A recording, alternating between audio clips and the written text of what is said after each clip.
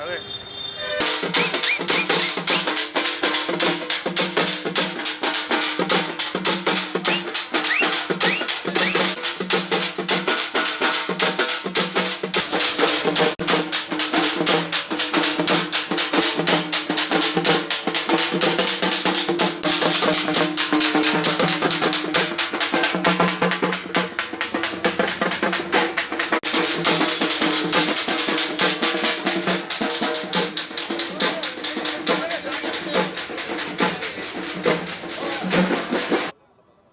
ప్రపంచ పర్యావరణ దినోత్సవ సందర్భంగా జ్వాలా అవినీతి వ్యతిరేక సంస్థ అవినీతి పైన మూగజీవాలపైన దాంతోపాటుగా పర్యావరణాన్ని కూడా కాపాడేందుకు అనేక కార్యక్రమాలు చేస్తుంది. అందులో భాగంగానే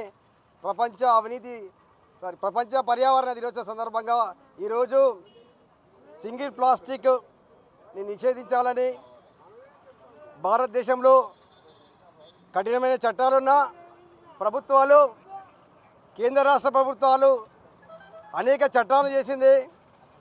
2011లో 40% మైక్రాన్ ప్లాస్టిక్ నిషేధించింది. ఆ తర్వాత 50% మైక్రాన్ నిషేధించాలని 2017లో చేసింది. 2011లో మళ్ళీ 75% మైక్రాన్ని ఉండే సింగిల్ యూజ్ ప్లాస్టిక్ నిషేధించాలని మళ్ళీ చట్టం చేసింది. ఆ తర్వాత 2022 జూన్ 1వ తేదీన 120 మైక్రాన్ గల సింగిల్ యూజ్ ప్లాస్టిక్ని ఆ లోపుంటే నిషేధించింది. కానీ చట్టాలు భారతదేశంలో అనేకం ఉన్నాయి.